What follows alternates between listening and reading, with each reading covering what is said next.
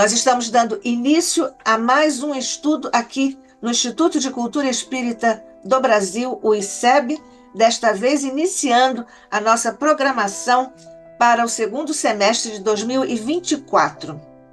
Neste momento em que nós damos continuidade aos nossos estudos no Instituto de Estudos Avançados do Espiritismo, nós agradecemos, ó Mestre querido, nós agradecemos ao teu coração, a tua providência, o teu carinho, que tem dispensado a todos nós, individual e coletivamente, com as tuas bênçãos, o teu fortalecimento, a tua paz e a tua luz, mas, sobretudo, Jesus, trazendo e vertendo por sobre o nosso querido Instituto de Cultura Espírita do Brasil, o ICEB, as bênçãos da continuidade para, nesse momento, potencializar o nosso esforço sincero para a continuidade na existência do Instituto de Cultura Espírita do Brasil.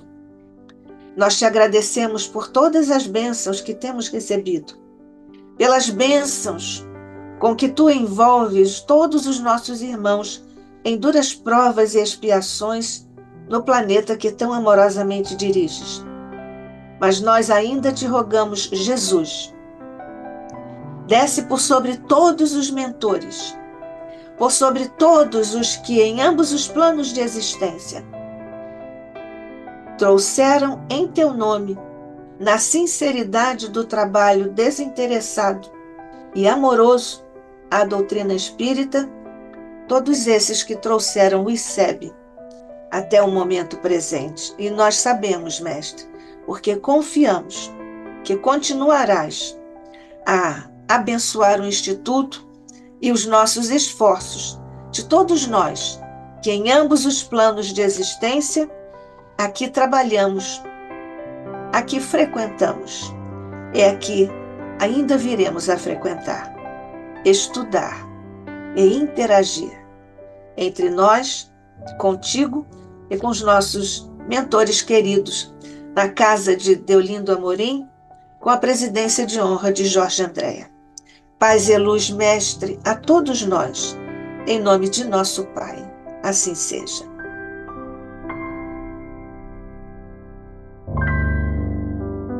Bem, como nós estamos aqui recebendo mais uma vez, dizemos que é com alegria que está aqui conosco hoje o professor doutor Vilmar Alves Pereira. Ele é trabalhador da Casa Espírita Nova Esperança, em Rio Grande, no Rio Grande do Sul. É pós-doutorado sênior em Educação Popular. É filósofo ambiental, educador popular, professor do Programa de Pós-Graduação em Educação da Universidade do Estado de Mato Grosso, a UNEMAT, Brasil.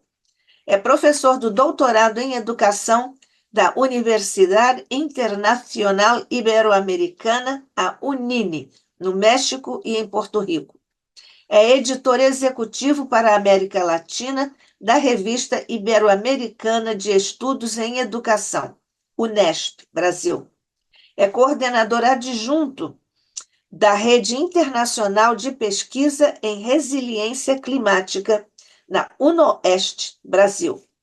Professor colaborador convidado do Ministério da Educação da Nicarágua desde 2017, atuando na formação de professores na perspectiva da educação popular e ambiental. É palestrante em diversos países da América Latina e em Portugal. É pesquisador com bolsa de produtividade nível 2 em educação do Conselho Nacional de Desenvolvimento Científico e Tecnológico, o CNPq, Brasil. E, para nossa alegria, ele é, aqui, expositor no ICEB. Vilmar Alves Pereira, com nossa alegria, nós estamos lhe dando mais uma vez e para sempre as boas-vindas aqui no ICEB. Deus abençoe. Nós agradecemos pela oportunidade desse encontro. Agradeço sempre essa acolhida a você, Nádia, e a todos os integrantes do Instituto de Cultura Espírita do Brasil. É sempre um espaço muito especial, muito proveitoso, de aprendizagem coletiva, e que vale a pena sempre estar aqui, né, por considerarmos a importância desse espaço na nossa formação, enquanto seres, né, espirituais, enquanto seres humanos, enquanto seres sociais, enquanto seres políticos, enfim, na nossa formação integral.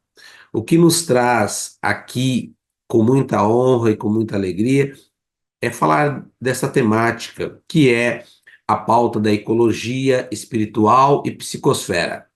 Essa foi a proposição do tema, ecologia espiritual e psicosfera, e reflexões sobre a tragédia no Rio Grande do Sul, a recente tragédia no Rio Grande do Sul, extremo sul do Brasil. Com isso, falar sobre a ecologia espiritual é trazer em pauta umas compreensões, dentre as quais o Espiritismo consegue, de forma muito profícua, alargar o sentido do que é a ecologia. Antes de eu entrar nessa pauta da ecologia espiritual e fazer uma definição do que entendemos por ecologia espiritual, eu gostaria de trazer aqui duas menções que penso que a nossa doutrina é muito rica enquanto ciência, enquanto religião, enfim, enquanto todas as suas dimensões filosóficas também nessa expansão conceitual. A primeira compreensão, que todos nós sabemos, está lá na Gênesis, é que todos estamos embebidos no fluido cósmico universal. Isso eu quero trazer para a gente poder ampliar um pouco a compreensão da ecologia. E o que é o fluido cósmico universal? O fluido cósmico universal é o éter, ou é a matéria, diz o texto, cósmica, primitiva, a fonte geradora de todos os seres. E uma outra compreensão do fluido cósmico universal é como se fosse o veículo do pensamento que pode alcançar o infinito. Pensamento este de uma maneira muito ampla.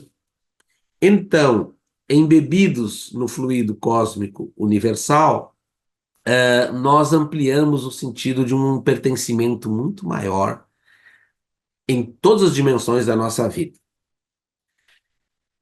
E nessas dimensões da nossa vida, nós podemos pensar, então, esse movimento da ecologia.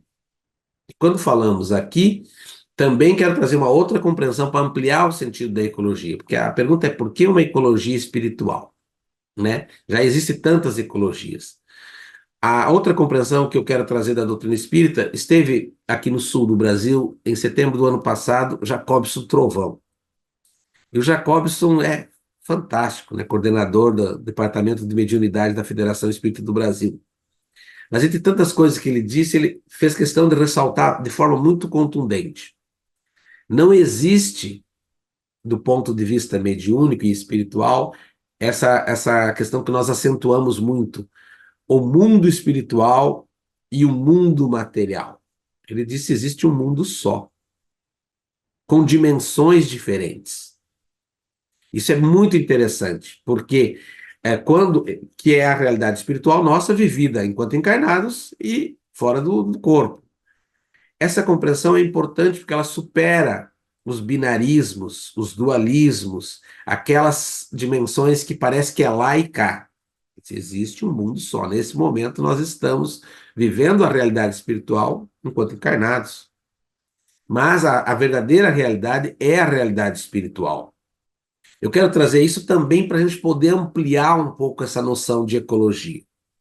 A ecologia, campo no qual a gente milita, investiga e pesquisa, a ecologia ela surge lá no século XIX, 1873, com Ernest Haeckel. E ele diz que a ecologia é a ciência que estuda as relações, as interrelações entre os seres vivos e não vivos, procurando compreender essa multiplicidade da vida. Ocorre que a ecologia ela surgiu nesse olhar mais acadêmico e ficou colada lá no curso de biologia, nos espaços universitários, muito vinculada à ideia do seu aspecto apenas biológico. Eu posso dizer, de certa forma, que a ecologia era visto nessa compreensão, ainda que tivesse o avanço de pensar as relações entre os seres vivos e não vivos, ela estava, de certa forma, mitigada. Com o decorrer do tempo, essa compreensão de ecologia foi abrindo mais. Se você for ler, tem uma obra maravilhosa do Leonardo Boff que fala de 4 ecologias. Existe uma ecologia ambiental, e aí ele pensa a ideia do ambiente inteiro, já saindo da ideia de meio ambiente para o ambiente inteiro. Existe uma ecologia política e social, e que contribui para pensar uma ecologia que pensa as desigualdades, as exclusões, as diferenças, as vulnerabilidades. Existe uma ecologia mental, e aí ele trabalha muito o nosso nível de consciência, e essa ecologia mental é para ampliar a nossa consciência planetária, e a dificuldade que nós temos de chegar nisso. E existe uma ecologia integral, cujo horizonte é pensarmos a questão do ser humano. E nessa busca de pensar o ser humano no sentido de um despertamento para uma consciência cósmica.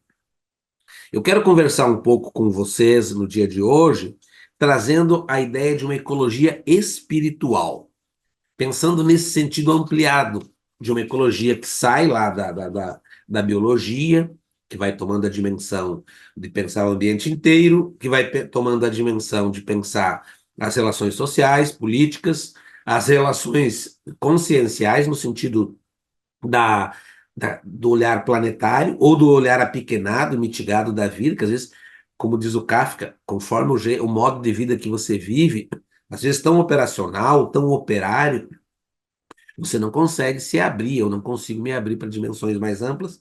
E no final, o convite para uma ecologia de consciência cósmica. Nesse sentido que nós trabalhamos a ecologia cosmocena também, tentando entender o ser nessas suas múltiplas determinações como seres biopsicossócio-ambiespirituais.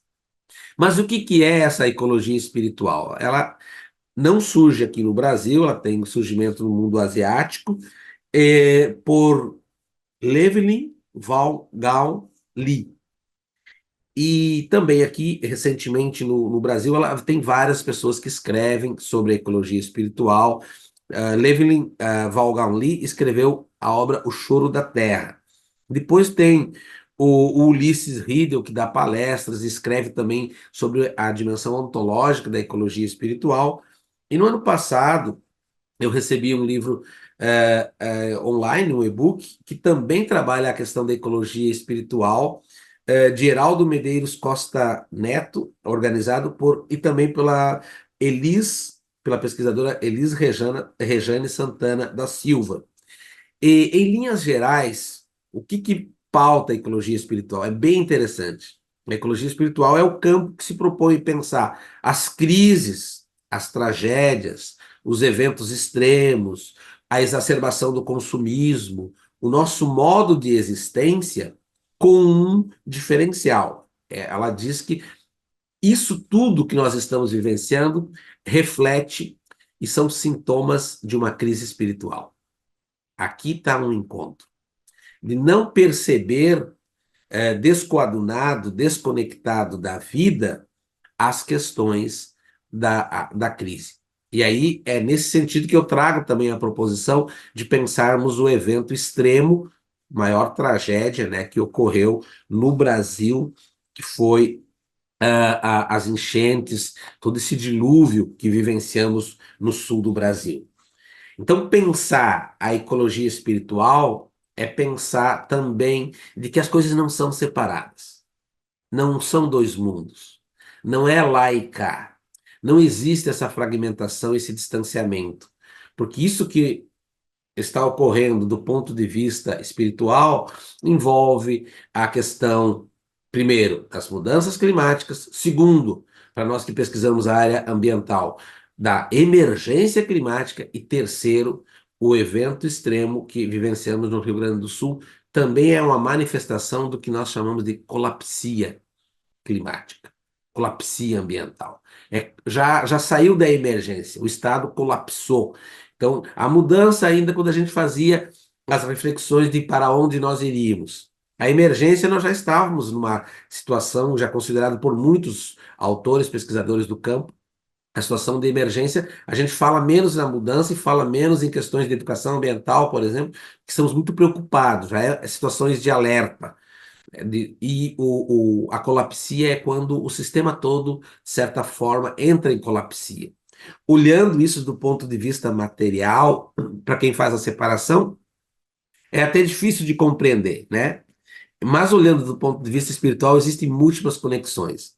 Antes de eu avançar na ideia da psicosfera, para trazer já as primeiras conexões, eu queria recordar aqui, né, na pandemia, eu e um amigo meu que recém desencarnou, o Flávio, Altemir Custódio, desencarnou há um mês, e espírita, que me ajudou muito. A gente leu lá pelo Centro Espírita de modo online, lá em Caxias do Sul, no sul do Brasil, né, pela Casa Espírita da Redenção, Francisco Xavier, Centro Espírita Casa da Redenção, nós lemos a trilogia do Divaldo Franco, né? Ilumina-te, entrega-te a Deus, ilumina-te e liberta-te do mal.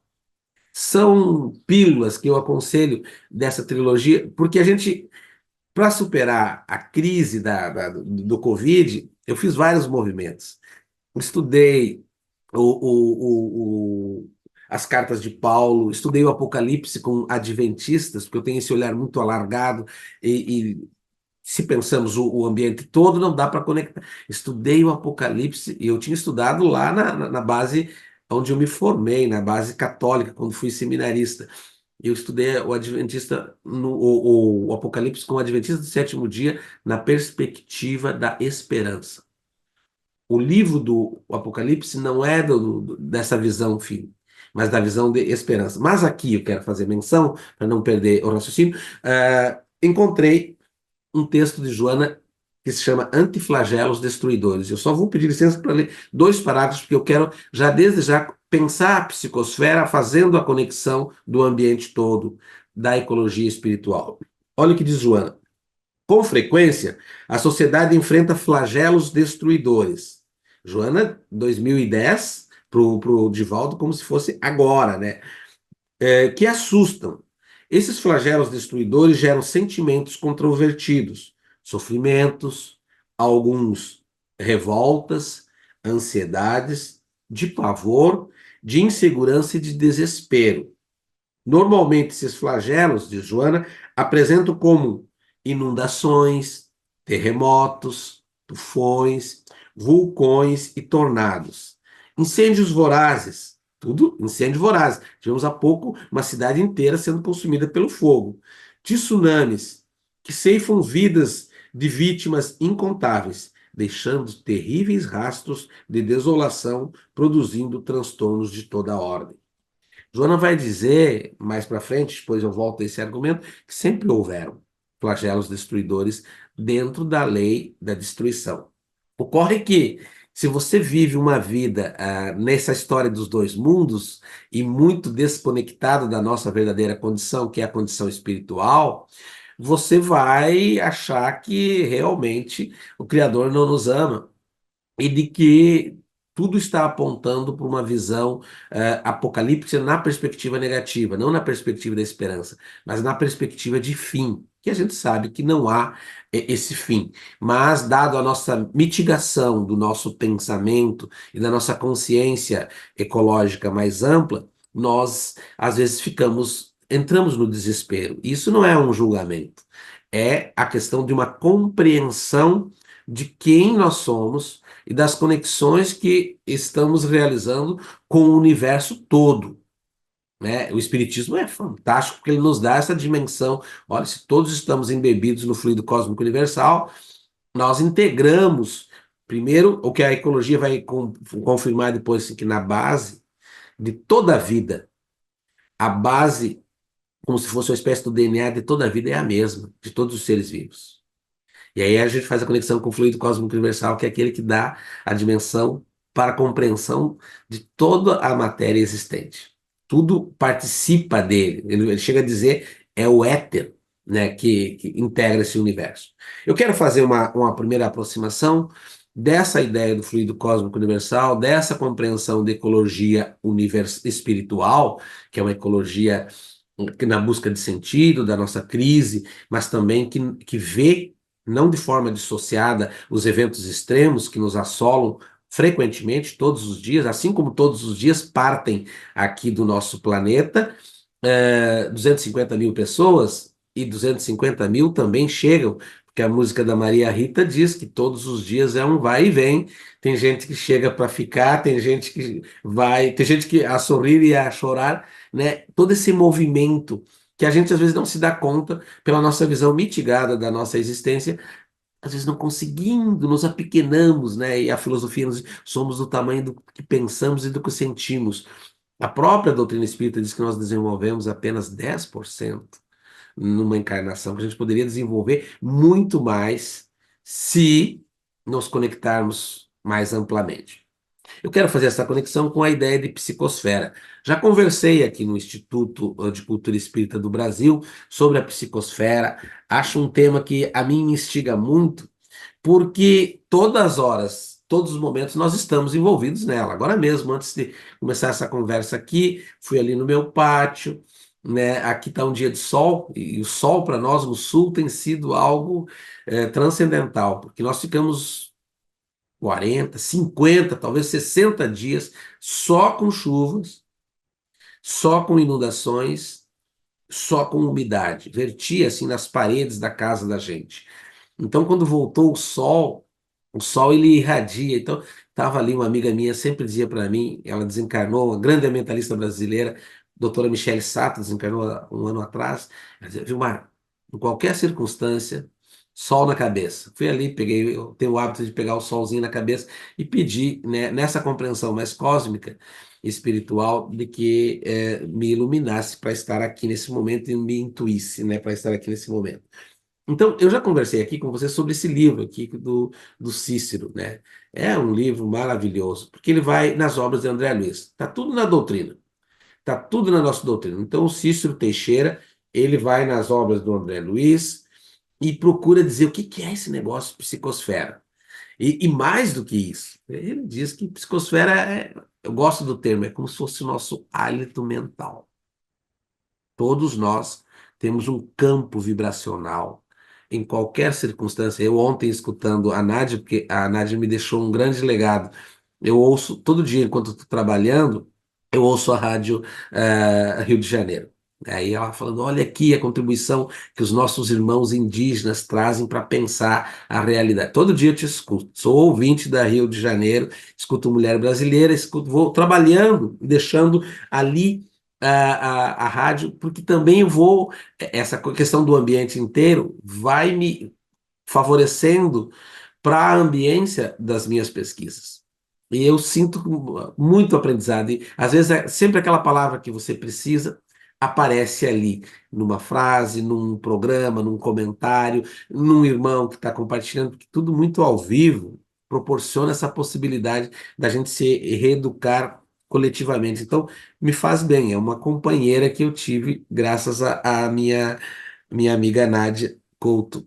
Então foi muito interessante. Eu estava vendo esse movimento. Mas o Cícero diz aqui que a psicosfera é essa questão do nosso hálito mental. Todos nós temos isso, a união de todos essas.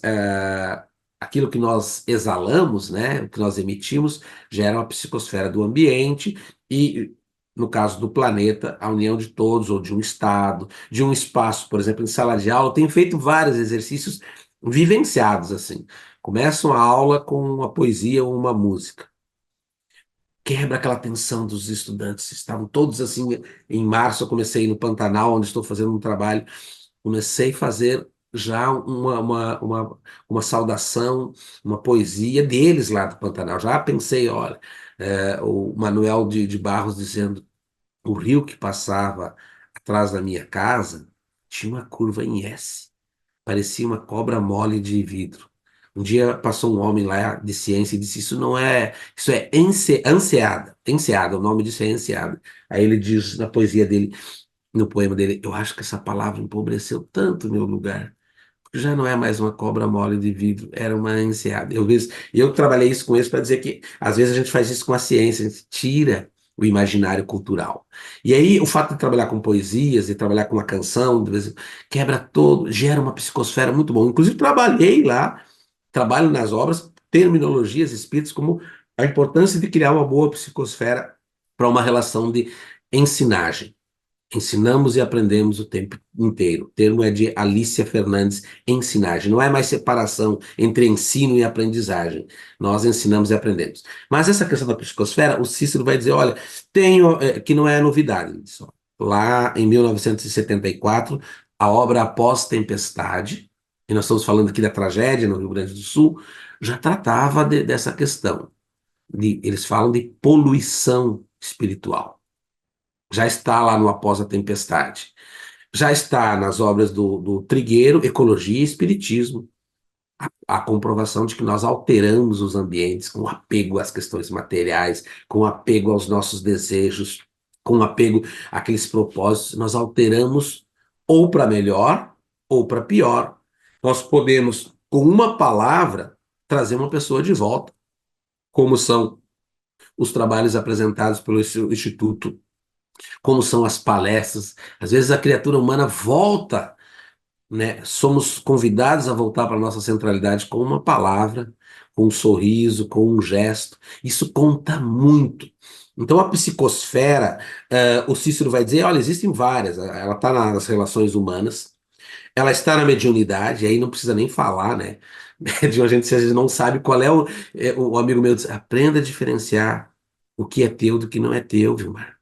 E é tão difícil porque às vezes depois a gente vai aos poucos vai se disciplinando que sentimentos, pensares, desejos são nossos e o que não é nosso, uma vez que não existe essa separação, né? O Jacobson chega a dizer que se nós todos tivéssemos a evidência, nós perceberíamos que os espíritos estão o tempo inteiro acotovelados conosco. Acotovelado é um do ladinho do outro. E isso é muito interessante. Então não existe mais essa realidade do fracionada, de que lá na casa espírita, sim, lá na casa espírita é um espaço da transcendência. Mas o tempo inteiro nós estamos conosco, a ponto de que a pergunta aquela do livro dos espíritos é: os espíritos interferem na nossa vida? Muito mais do que se damos conta, só que a gente só para nisso. Jacobson nos convida a ir além disso, a dizer, tá, quem nos dirige? Por que nos dirige? E como nos dirige? Isso aí já daria uma outra exposição aqui, que é muito legal, a interferência dos espíritos na nossa vida, nessa convivência mais íntima. Mas ele vai dizer assim: existe uma psicosfera que é no parasitismo, na obsessão também existe alteração de psicosfera, né? Nossa, é muito forte nos processos de auto-obsessão, mas ele fala da beleza que muda a psicosfera, a oração, a prática, o evangelho no lar, que é a nossa casa. Eu tenho uma bênção que no domingo de noite entramos o evangelho coletivo, a nossa Casa Espírita faz no domingo de noite das 8 às 8h30, fazemos online aqui na Casa Nova Esperança, e depois eu emendo no nosso, que é o da família. Então você cria uma ambiência para a tua semana inteira, para o teu lar. Joana já anunciou isso. Existe uma psicosfera, então, ambiental, existe uma psicosfera na parte da saúde, nós vimos agora na Covid, né? E na psicosfera ambiental, que é também espiritual, né? Nas relações do Evangelho do Lar, enfim, a gente percebeu muito aqui na tragédia. Nossa, o lodo tomando conta das casas, a água invadindo as casas, lugares lindos de Porto Alegre, de toda a nossa região. Agora, acabo de voltar de Santa Catarina e vi vales lindos, lindos da Serra, das Serras Gaúchas, onde passou a água e cobriu todo de barro. Ainda o barro não saiu. Mudou a paisagem. Mas não é só o lodo físico, é também espiritual. Porque a misericórdia divina é tanta nesse processo que surgiram milhares, 10.000 pessoas voluntárias, só de uma empresa lá, conseguiram reunir 10.000 pessoas para limpar a casa. Alterou a psicosfera do Rio Grande do Sul em todas as dimensões. Primeiro com o clima que Joana diz aqui, de medo. pavor, aquela sensação de que nós que estamos no extremo sul aqui, em Rio Grande, toda a água que passava, que vinha lá da Serra, passava por Porto Alegre, depois vinha para a Lagoa dos Patos e desembocava aqui no oceano, a menos que 10 quilômetros aqui da minha casa.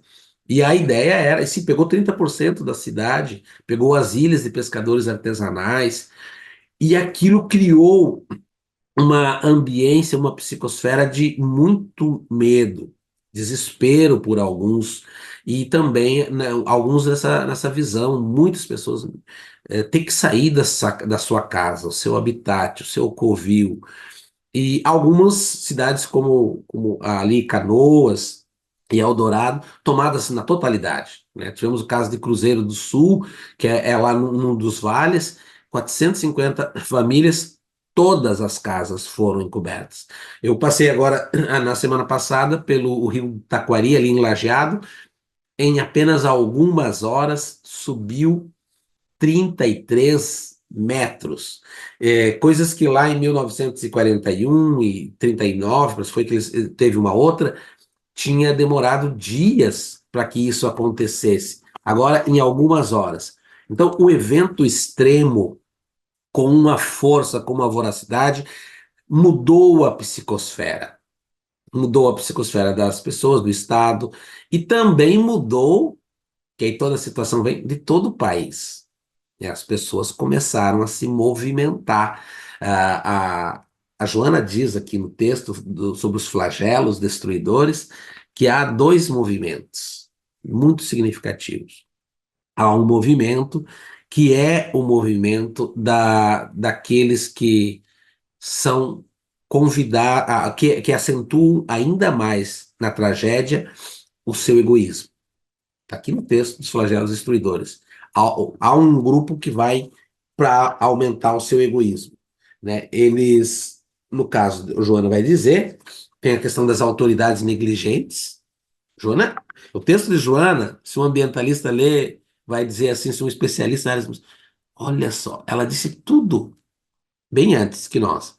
Olha, muitas vezes tem as autoridades que são negligentes, teve negligência, a gente não está aqui, o Espiritismo não condena, mas já foi diagnosticado, né? Eu vi esses dias uma profissional da melhor qualidade possível, a vida inteira dela dedicada à pesquisa na URGS e também na arquitetura da cidade de Porto Alegre. Ela disse, não, isso aqui, quando nós pensamos tudo isso, só faltava uma questão, manutenção. Então, ela vai dizer, a Joana aqui, da das negligências que poderiam minimizar os danos morais, psicológicos, econômicos e sociais. Então, ela trabalha essa questão não de culpa, mas de responsabilidades. Ela vai dizer que também a ciência e a tecnologia hoje têm toda a capacidade de evitar isso. Joana vai dizer, né? A ciência e a tecnologia já estão à disposição disso. Nós vimos agora, estamos pegando consultoria com a Holanda, abaixo do nível do mar, capacidade, o que que eles fazem lá? Eles, sabem que quem ocupou, eu escrevi um artigo, publiquei no Instituto Humanitas, a natureza dialoga conosco o tempo todo, nessa linha da ecologia espiritual. E quem ocupou o espaço do rio fomos nós. As construções ocuparam o espaço do rio. Então, lá na Holanda, eles fizeram um movimento em que eles previram que todo ano, quando tiver chuva, tem um espaço vazio, tipo um banhado, aonde eles já pensaram que o rio vai ocupar isso. Então eles estão fazendo um movimento contrário do que nós. Nós queremos ocupar e colocar, né, os diques para que não entre. Eles criaram espaços vazios, a cidade está se planejando para isso, porque sabem que naquela data o rio vai ocupar. E depois pensaram tão bem do ponto de vista da ciência, quando sabe que o rio abaixa, esse espaço vazio é feito um espaço também para lazer para a comunidade. Mas num nível de planejamento, então, a gente tem ciência para evitar a tragédia. Basta você respeitar que a natureza dialoga conosco o tempo todo. Então, há um movimento interessante, há um movimento, e a Joana vai dizer, há um movimento daqueles que, na dor, exercitam ainda mais o seu egoísmo. Nós tivemos pessoas cobrando R$ 80 por uma bombona de 15 litros de água. Nós tivemos pessoas colocando o seu um Pix falso para desviar o dinheiro que vinha para as pessoas que sofriam. Na necessidade. Nós tivemos pessoas que foram atacar a família do outro que estava lá no ginásio, dormindo numa situação mal, em termos de assédio e de abuso em relação a mulheres. Tivemos isso. Aí você pode pensar assim, e Joana diz, alguns aproveitam da dor do outro para exercitar mais o seu egoísmo. Mas tem um outro movimento, que é o que nós somos convidados ao exercício da caridade. E aí é uma chuva de bênçãos, né? Nunca o Rio Grande do Sul foi tão olhado pelo mundo como foi e como está sendo. Não só naquela ocasião, mas também no processo da reconstrução, da solidariedade. A gente viu a ciência, aqui em Rio Grande chegou o maior navio do Brasil, da América Latina, com um heliporto, com tudo que tinha direito. Eles produziam dentro do navio milhares de litros de água potável para distribuir para a comunidade. A ciência, as instâncias políticas, caminhões, carretas, todas com alimento, roupas de todo lugar. Interessante, né? Os preconceitos sendo vencidos, né? Então há um grupo muito forte no Rio Grande do Sul que tem um preconceito muito grande com o movimento dos trabalhadores sem terra, por causa da ideia de, esses não conhecem o movimento sério que luta pela terra e pela dignidade para produzir alimento bom, de boa qualidade. Aí vem o MST com a carreta cheia de alimentos e faz não sei quantas mil quentinhas para a população. E aí as pessoas dizendo, olha, eu não achava isso deles. Irmãos nossos do Nordeste que nunca vieram no Rio Grande do Sul e que fizeram esse movimento de enviarem carretas, mantimentos, de todas as possibilidades, de todas as partes do mundo. Então, a Joana vai dizer que há essa comoção, há essa ajuda internacional e que há também o que eu venho pensando, né? O Chico falava isso. A dor sempre nos ensina. Há o que eu venho pensando, e não escrevi ainda sobre isso, como uma perspectiva de uma pedagogia da dor. Há um aprendizado nisso. Nós tivemos dois grandes aprendizados recentemente, na pandemia, né, e está lá no rumo do mundo da regeneração, da sintonia nossa, pensando na ecologia espiritual com o vírus, né? Algumas pessoas tiveram mais sintonia, segundo, né, o Filomeno de Miranda, com o vírus do que outras. Na sintonia da pessoa que orava e de quem não ora, na condição do flagelo, e agora nós tivemos essa situação assim. Então, há uma pedagogia da dor, que se a gente poderia perguntar assim, o que nós temos que aprender com isso?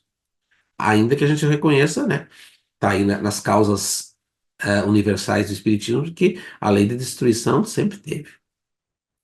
Né? Se a gente conseguisse enxergar inteiramente, mais inteiramente, da ideia do ambiente inteiro, a gente vai perceber isso. Então, teve essa atitude da consciência, de dever diante do progresso, diante da dor ali, e a necessidade de progresso moral. Joana vai falar das emissões, né? E aí sim, a gente agradece muito. Eu escutava pela Rádio Rio de Janeiro, tudo quanto é espaço, todos quanto é veículos, dizendo estamos solidários com a dor dos nossos irmãos gaúchos. Aquilo fez tão bem. Teve um programa na televisão, no sábado à noite, uma edição do Altas Horas, que foram cantores gaúchos. Nós choramos aqui em casa. Eu e a minha esposa, aquilo foi um alento para a nossa alma. Aquilo foi um cuidado com a nossa alma. Eles, cantores gaúchos, dizendo nós amamos, nós estamos sintonizados, e aí tu via a solidariedade. Então, o amor florescendo. O ser humano demonstrando que era necessário esconder estender a mão. Pessoas que no preconceito de alguns, são meros youtubers, que vieram aqui e fizeram comida, trouxeram um agasalho, que trabalharam, que fizeram isso. Eu me lembro de uma senhora, numa entrevista, ela disse, minha casa estava só barro. Chegaram esses 10 hoje de manhã aqui, e chegava com rodo, com lava-jato, com tudo. E ela disse, para a gente pensar na ecologia espiritual. Depois que limpou, estou me sentindo tão bem. Não era só o lodo, é essa a tese. Não era só o lodo físico. É a questão espiritual. A gente faz isso na casa da gente. Quando você faz uma limpeza, não fica mais arejado. Então, nessa ideia do ambiente inteiro, da ecologia espiritual, há uma abertura muito grande. E Joana diz que a gente não pode ficar indiferente nessas situações. E que o caminho, está aqui no texto dos flagelos, o caminho sempre é do amor. Para a gente não ficar, eu trabalhei isso numa exposição há alguns dias, para não ficarmos na ideia do sofrimento pelo sofrimento, porque a gente viu o amor jorrando. E o amor, né, já dizia, cobre sempre a nossa multidão das nossas dores. E aí eu voltei a ler Nas Fronteiras de uma Nova Era.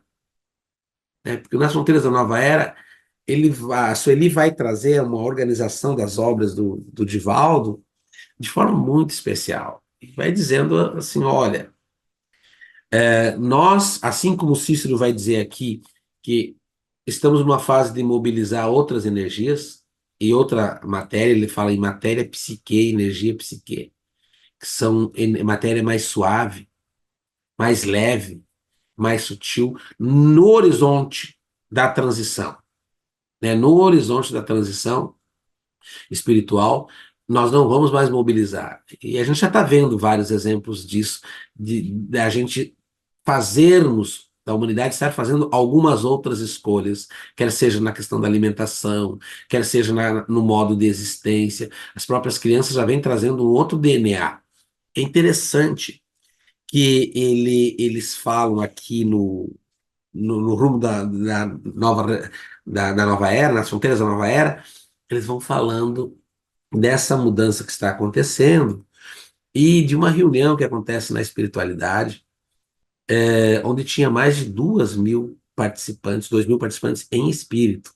Né? Conta o Filomeno de que estavam naquela sala, uma sala enorme, tinha uma música, foi feito uma prece inicial e tinha uma mesa composta pelas autoridades que iam discutir a questão da transição. E no canto da sala tinha um tubo com uma luz. E aí, naquele tubo com uma luz, começou a crescer aquela luz após a prece, e era nada mais, nada menos do que o espírito Órion. E o Órion é de outra galáxia. Interessante isso. Órion vem de outra galáxia. A pergunta e ele assumiu uma forma humana, um pouco mais alta do que aqui. Aí, o Filomeno sempre curioso, né? Diz, como assim? Não, a forma humana, ela pode estar em todas as esferas, só que em algumas mais leves, outras com as variações de acordo com a psicosfera do lugar. E a pergunta para que vem para cá, vem para uma reunião para pensar sobre a transição na Terra, um espírito de outra galáxia? E a resposta que eles dão ao Filomeno é que eles já não têm mais os apegos daqui. E eles já estão mais evoluídos e que era necessário isso para até demonstrar a necessidade do avanço. Algumas coisas são muito interessantes nessa reunião que acontece. O Orion vai trazendo a que ele veio, vai trazendo os desafios. Ele fala de que a Terra, e aqui eu estou pensando na tragédia do Rio Grande do Sul, mas não só na tragédia do Rio Grande do Sul, da humanidade, né? Esse visitante especial vai falar da transição, de que a Terra está se preparando para a existência, e aí tem tudo a ver com as obras do André Luiz, da presença de uma nova genética espiritual. A formação de um novo homem e mulher, né, homem no sentido universal, de homens e mulheres, com uma nova genética espiritual. Olha que interessante. Essa nova genética espiritual, ela passa por um processo relacionado a um campo vibracional, a um DNA, esse é o termo, com um novo DNA espiritual, predominantemente com avanço na linha progressiva para a prática do amor. Quanto mais se aproximamos da linha progressiva da prática do amor, A Terra não vai ser mais habitada por espíritos primitivos, instintivos, por aqueles espíritos endurecidos. Esses irão para um outro lugar, porque a misericórdia divina não fala, não falhará. Mas a Terra não vai ser. E aí ele fala, né, textualmente, como todas as obras do Divaldo falam, da transição fala, da presença de espíritos superiores, né, que virão para a Terra. Ele dá detalhes sobre isso. Basta ver. A pergunta é, aí, como é? Pode ter esse espírito superior na Terra? Temos o exemplo maior. Está lá no A Caminho da Luz. Havia uma comunidade de espíritos puros, o mais alto, né, das evoluções, que o Chico diz que a gente não consegue chegar lá. De uma altura em diante a gente se perde. Que a nossa pequenez, nós não conseguimos esse alcance. Eu fico pensando onde estava Jesus. Lá nas dimensões mais ampliadas possíveis. Um dos integrantes dessa comunidade de espíritos puros, lá por 4 milhões e meio de bilhões de anos, decidem que vai ter a formação de um novo planeta e depois foi escolhido ele para ser aqui, né? O João, eu amo o João, o evangelista, porque ele descreve Jesus de uma forma brilhantemente. No princípio era o Verbo, e o Verbo era o amor, diz o João. O amor estava com Deus. Aí ele continua no versículo 1. O amor era o próprio Deus. E aí ele consegue matar essa charada quando ele diz assim: e o amor se fez gente e habitou entre nós. Jesus é o amor feito gente.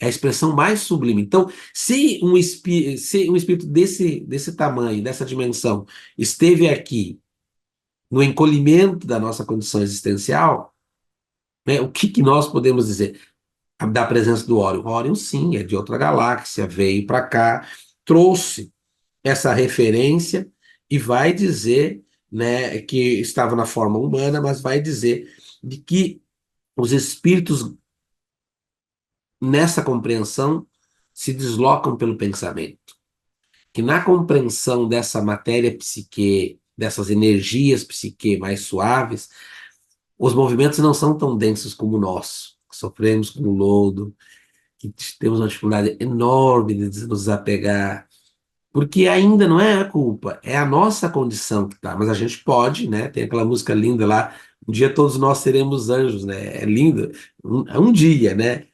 E aí ele fala, assim, da materialização com essa suavidade e dessa nova genética espiritual. Orion também diz que nessa nova genética espiritual vai falar, assim, da quantidade de espíritos que aqui vão reencarnar nesse projeto, né? Ele chega a dizer, ó, vai acontecer um desenvolvimento mais amplo que já está proporcionado pela a dimensão da inteligência. Só falta o alcance moral. E aí ele fala, ó, periodicamente, eu estou linkando Joana de Ângeles com aqui a narrativa do Ório, eles periodicamente, por sua vez, o planeta experimentará mudanças climáticas, sísmicas, em geral, com profundas alterações na sua massa imensa, ou sofre o impacto de meteoros que lhe alteram as estruturas, tornando-os mais belo, mais harmônico, embora as destruições que, na ocasião, ocorrem, tendo sempre em vista o progresso. Olha que esperançoso isso. Assim, obedecendo à planificação superior, com o objetivo de alcançar o seu alto nível de regeneração. Lá no mundo no rumo do mundo da regeneração, o Filomeno vai dizer, olha, de onde estamos, avistamos o planetinha envolto numa cortina de fumaça. E a pergunta é do que era essa cortina de fumaça na véspera do anúncio da chegada da pandemia, da Covid-19? Era das nossas energias. Então, a nossa psicosfera, a psicosfera da Terra estava nublada, estava escura, estava numa cortina de fumaça. E aí veio a pandemia para trazer para nós o aprendizado. Não passa 2 anos da pandemia, visita o Rio Grande do Sul, mas não só o Rio Grande do Sul. Aqui a Joana falou de cidade de incêndios. Olha o nosso Pantanal. onde eu tenho trabalhado todos os meses, lá pela Universidade do Estado do Mato Grosso. Nosso Pantanal está queimando, por isso que há a diminuição da água. Olhe o aumento da, do desflorestamento, do desmatamento, que é enorme a cada dia. Os estudos que eu faço da área ambiental demonstram que, depois da desigualdade social, a mineração é o maior problema da América Latina. Olha esse modelo que coloca o lucro acima de tudo. Então, vem demonstrando também a questão, está tendo os flagelos destruidores, mas vem demonstrando um diálogo da natureza que dialoga o tempo inteiro conosco. E nesse artigo que eu escrevi e publiquei no Instituto Humanitas, em plena pandemia, ali eu queria chamar a atenção de que não dá para pensar, porque aí surgiram o que nós chamamos de negacionistas climáticos. O negacionista climático é aquele que diz: não, não tem nada a ver, isso aí é coisa da natureza, não tem o que fazer. E trabalha essa ideia de forma assim muito contundente. É como se fosse assim uma causalidade natural. Aqui, na orientação do rumo da nova regeneração, nas fronteiras da nova era, e nas leituras que a gente vai tendo de Joana, eles vai falar sim, vão ter esses movimentos, porque isso da, faz parte da lei, né, da lei de destruição para a renovação. Isso faz parte. Agora, não significa que a gente não tenha compromisso nisso. Qual é o compromisso dentro desse olhar, dessa compreensão mais ampliada? Então, nesse texto que nós escrevemos, nós colocamos assim, que os rios, as águas, as matas, as chuvas, as montanhas são entidades vivas que integram desde sempre o nosso mundo da vida. Viver a vida como se eles não existissem e dialogassem conosco pode ser uma vida vivida de modo mitigado. Isso está no artigo que eu escrevi, e nesse artigo a gente procura chamar o que a natureza está nos dizendo, né? O que o rio está nos dizendo, o que a natureza está nos dizendo. Entre outras coisas, a gente diz assim: olha, de que a natureza está nos dizendo que ela reage à insensibilidade nossa, que às vezes, em nome, por exemplo, da situação do mercado imobiliário, se constrói cada vez mais sem pensar, né? Então, nós invadimos e ocupamos o lugar do rio. A natureza está nos dizendo que está gritando: quero o meu lugar de volta, está exigindo mudanças não apenas superficiais, mas mudanças no despertamento da consciência, está suplicando para a necessidade de outros processos reeducativos, formativos, onde o ambiental não é uma coisa externa, mas somos todos natureza, está exigindo a natureza escolhas de políticas públicas visando essa transformação na direção de outras cosmovivências, porque quando a gente trabalha com os povos originários, a gente não vê as duas realidades, né? Eu orientei um rapaz no doutorado, um indígena, ele dizia: professor, eu peço licença para a mãe natureza para cortar um galho de árvore. Agora, na pandemia, eu tive muito contato com eles. Eles sentaram, os jovens sentaram e começaram a escutar os anciãos. Porque na cultura, tanto quilombola quanto indígena, o ancestral conserva a sabedoria do seu povo. Se eu estou aqui hoje, eles valorizam, é graças à ancestralidade. Foi a minha ancestralidade que me trouxe até aqui. Por isso eu aprendi, quando faço conferências na área ambiental, saudar em primeiro lugar a ancestralidade de cada um. A nossa ancestralidade, e aí é um respeito enorme, né? Não há dissociação. Assim como sentaram para escutar os anciões, os griots, né? Aqueles que sabem mais. Porque é assim que se considera. Foi assim que eu vi na África. Senta-se perante o rei, porque ele é a autoridade moral lá na região onde estive. Não era a autoridade financeira como os filmes americanos nos passam. Eu apertei na mão de um rei africano em Bissau, no interior de um arquipélago Bijagós, onde viviam 2.000 pessoas com nenhuma violência há 22 anos. Nenhuma violência. E aí quem é o primitivo, né? vivem lá naquele interior, uma conexão humanidade e natureza quase indissociável, representando seus animais, seus bichos, e todos, o rei, a autoridade daquele rei me tocou espiritualmente. É moral. As 2.000 pessoas se reportam a ele, escutam ele. Ele tem mais experiência, 87 anos. É uma outra cosmovivência. É um outro modo de estar ontologicamente habitando o mundo. Então, com isso, eu quero dizer que a natureza nos deu vários recados e nos trouxe vários recados. De certa forma, ela está exigindo o que nós estamos estudando aqui no Brasil, mas aprendendo com os nossos irmãos mexicanos, a necessidade de desenvolvermos pedagogias ambientais focadas para a questão da educação climática. Essas pedagogias ambientais, tem uma professora, a pesquisadora da Universidade Pedagógica Nacional do México, professora Esperança Terro, ela trabalha a questão climática como uma possibilidade de pensar um modelo integrador. Bem nessa perspectiva, não é só uma ideia de vamos colocar a questão do clima lá. Não. A questão do clima, e aqui um olhar hermenêutico, sempre esteve aí.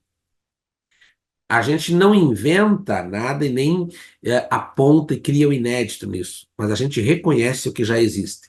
Então, existem saberes, panos de fundo, por exemplo, sobre a cultura do bem viver, acabei de escrever um artigo sobre isso, que isso é mais do que uma teoria, são modos de existência. Então, a tragédia no Rio Grande do Sul também está trazendo a pauta de pensarmos a questão ambiental integrada a uma ecologia mais ampla. Essa ecologia mais ampla, na nossa compreensão, a ecologia espiritual, ela abrange todas as formas de vida. Ela abrange o político, ela abrange o social, abrange a questão da natureza. E ela, além disso, ela contribui para esse olhar mais integrado do ser humano. Talvez, ontem ainda eu conversava com o pessoal lá das populações tradicionais do Mato Grosso, a ciência se distanciou muito, eu digo a ciência de horizonte mais positivista, onde existe uma cientificidade que separa mais as coisas, se distanciou muito dos modos de existência. Então, eu estava numa sala de aula esses dias, eu queria discutir sobre conhecimento popular. Fiquei uma tarde inteira falando para ele sobre as bases do conhecimento popular. Convidei uma aluna disse para mim, professor, meu pai, ele é um cururueiro. Ele constrói a viola de coxo. Eu disse para ela, não fala para ninguém, convida teu pai para vir aqui amanhã e trazer a viola de coxo dele. Em 15 minutos, esse senhor, ele, ele disse muito mais do que eu disse numa tarde inteira. Era um saber com tanto pertencimento, com tanta integração, que não era discurso. Ontologicamente ele estava ali, falou da ancestralidade, dos saberes, de como se construía aquilo e de como aquilo estava relacionado com as festas de santos, do Cururu e do Siriri, do interior do Pantanal. Uma coisa linda, espiritual, conectada desde já.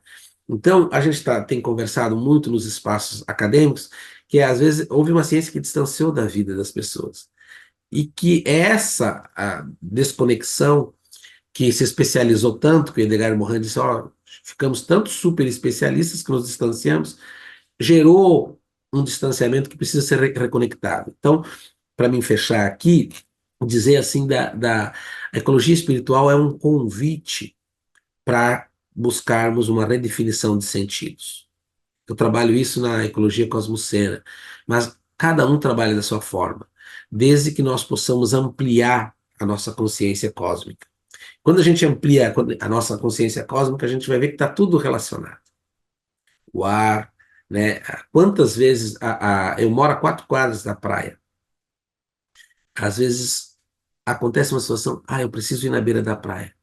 Senta ali alguns minutos e olha, eu já recebo toda uma troca muda a minha psicosfera, muda o nosso dia.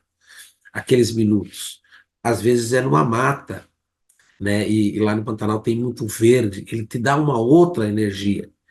Então a gente, enquanto seres espirituais que somos, podemos aproveitar mais dessas conexões com a natureza e com os humanos, que aí você pode transformar os espaços humanos, sabendo dessa potencialidade que tem, você pode favorecer uma ambiência melhor. Isso faz tão bem, né? Isso faz tão bem, isso a gente pode utilizar. Então, vai além do centro espírita, vai para a vida toda, para as ambiências todas.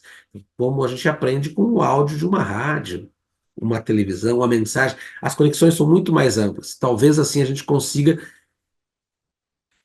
do ponto de vista de uma ciência que é mais inteira, nos sentirmos mais pertencentes, trabalharmos nossos sentimentos de pertencimento, nesse olhar mais ampliado e acolhedor. Eu vou ficando por aqui com o sentimento de gratidão e abrindo para a nossa escutatória. O Paulo Freire fala uma coisa e o Rubem Alves também, que nós somos bons em oratória, mas que a gente não deveria ter curso de oratória. Nós deveríamos ter curso de escutatória. Então, eu vou abrir aqui para o nosso diálogo com a querida Nádia, por quem eu tenho aquilo que o Immanuel Kant diz, admiração e respeito. São duas categorias muito raras que a gente elege algumas pessoas por quem temos admiração e respeito e por quem aprendemos muito, né? E fico muito feliz com esse trabalho do ICEB, que é um trabalho que se propõe a essa consciência cósmica, né? E o Espiritismo nos proporciona essa conexão. Então você, às vezes, né, sem citar a obra espírita, está trabalhando as leis universais do espiritismo, da ambiência, da ecologia. Eu faço isso. Aí um dia desse uma estudante se assustou. Meu Deus, professor Vilmar, eu fui agradecer e disse que queria, citei Psicologia da Gratidão de Joana de Ângeles. Nossa, eu nunca vi uma citação no mestrado de Joana de Ângeles. Disse, ó, somente um espírito pode ditar uma obra com mais de 200 páginas sobre gratidão, né? Que nós, encarnados, não conseguimos chegar nesse nível. Mas então, às vezes as pessoas se espantam porque a realidade ela é pensada fracionada. À medida que a gente vai com essa leitura em qualquer ambiente, pode ser que lá a língua do chavante não me compreenda, ou a gente se compreende pouco, mas a interação desde já, a psicosfera desde já é fantástica. Vou dar um exemplo para encerrar, para ver como a gente tem que aprender com as cosmovivências dos povos originários. Nós estamos para fazer um projeto lá no Xingu, né, lá no que tem o cacique Raoni, aquele que é super conhecido. E aí minha coordenadora ligou lá pedindo, olha, se o nosso projeto aprovar, se vocês nos acolhem aí, eles disseram sim, mas a gente precisa saber quantas pessoas que vêm.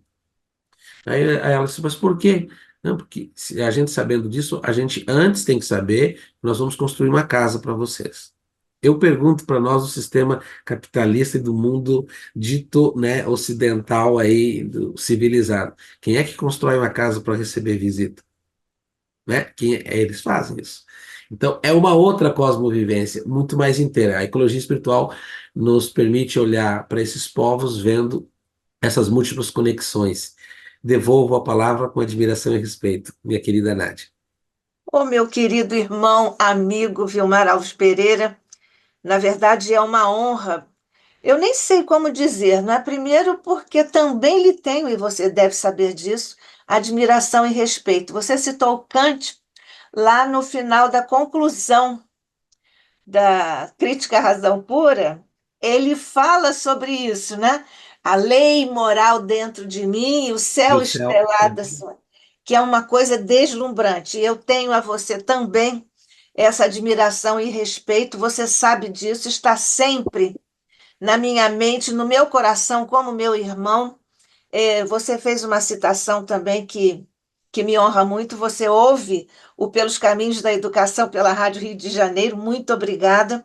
Nós partilhamos uma outra paixão, um amor mesmo acima da paixão, mas um amor pelos povos originários. Eu amo a cosmovisão, as cosmovivências, as formas, essa ontologia de estar no mundo como os indígenas nos ensinam que deveríamos estar e praticar.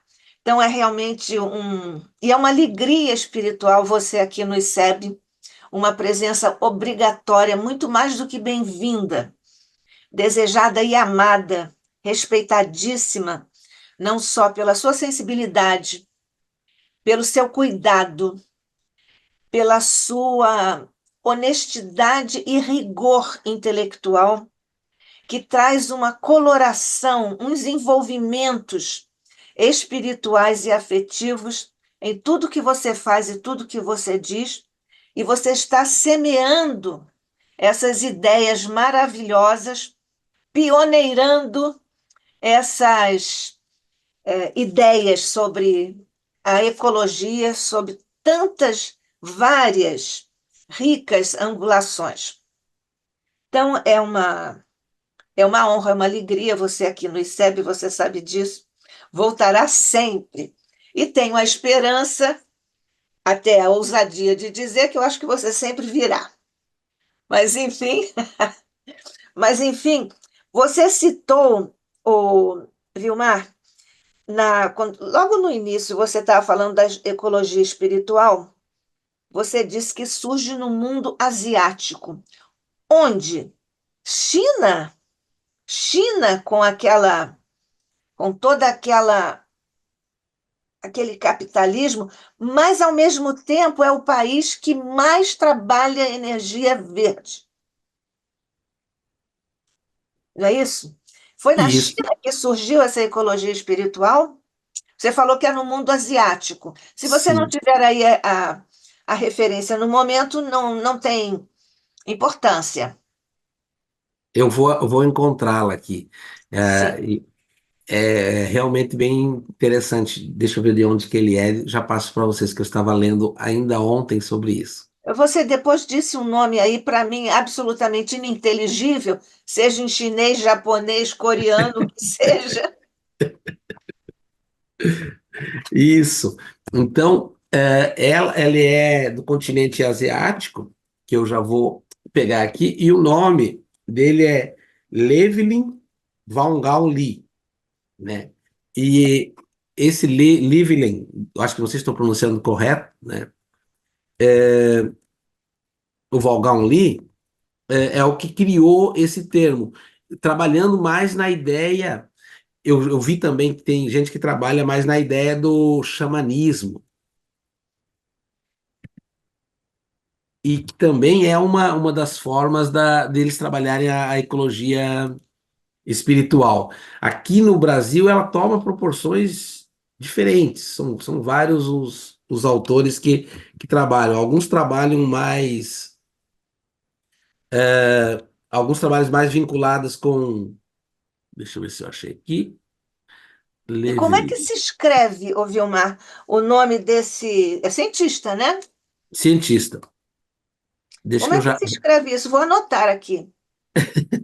É Llevyn, Aham.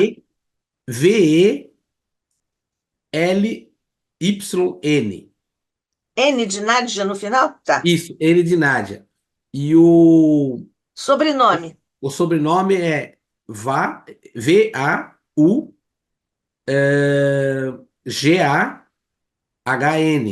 E aí tem o hífen Li. O Li, L-E-E. Isso, o Li, L-E-E-E. Então, É esse Vaughan. Vaughan, é Vaughan. Sem o A, É, porque em inglês não tem o A depois do G. Aí tem. isso. Depois do G tem o A e o H e o N. É porque em inglês o Von não tem o A, né? Mas aqui o dele tem. E ele é de Uhum. onde? Ele é da Coreia? Ele é da É isso China? que eu Ele é do tô, Japão? tô buscando aqui, de onde Não que tem é o importância. Depois você Vaughan. quer deixar para depois? Posso deixar para depois Não é também aqui. melhor? Não é melhor? Uhum, uhum. Hum. Pois eu lhe passo.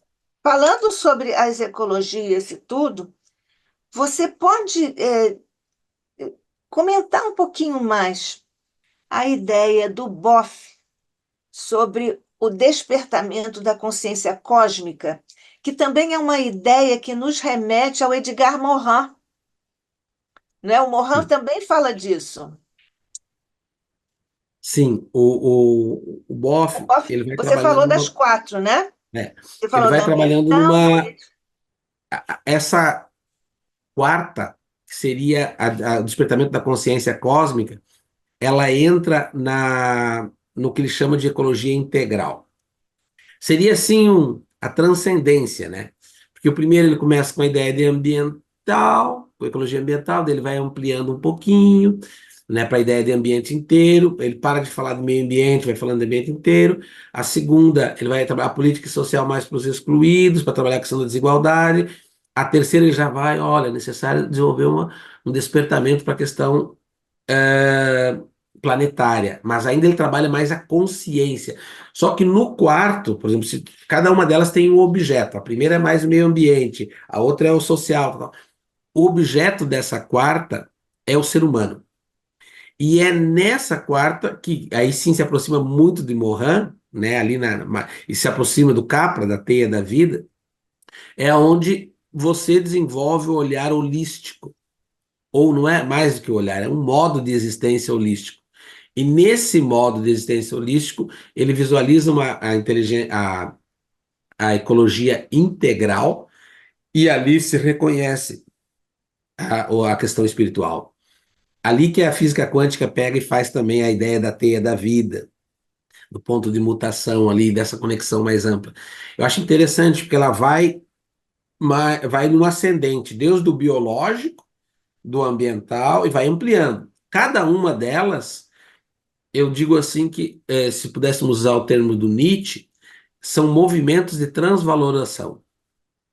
Vai além da escala dos valores que nós chamamos. E talvez, por isso que é importante pensar na educação ambiental climática, ou nessa educação do ambiente todo, né, como a gente vê lá na ecologia cosmocena, talvez o nosso desafio seja, à medida que a gente nos reeduque para isso. Eu fico pensando assim, tem o Simon Goldman, lá em 1972, ele escreveu um poema Entre a Flor e o Parafuso. Aí ele dizia: lá vão eles, que somos nós, sem tempo para pensar, sem tempo para sorrir, sem tempo para amar, apenas tempo para correr. A correr, a correr, a correr, a correr, atrás de recompensas pré-fabricadas, onde só na nossa cabeça funcionam como placas. Ande, pare, consuma. Pare, ande, consuma. E passaram-se 1000 anos, Coca-Cola, Volkswagen, Nike, da época, um dia um homem leu sobre o século XX e não pôde acreditar que isso aconteceu. Olhou para o seu lado e viu uma flor, e que tinha o mesmo perfume de sempre. Beijou eternamente e sorriu. O que ele está dizendo? Existem duas lógicas: a lógica da flor e a lógica do parafuso. A lógica do parafuso, entre a flor e o parafuso, é essa lógica que mitiga a nossa existência, a ponto de você viver uma vida, como Kafka fala lá, de resumindo a tua vida, trabalho e casa, trabalho e casa, trabalho e casa. E agora, trabalho e casa, rede social. Trabalho e casa, rede social. O Boff está nos convidando aqui à ampliação, dizer, nossa, somos seres cósmicos, né? Somos seres conectados com o universo.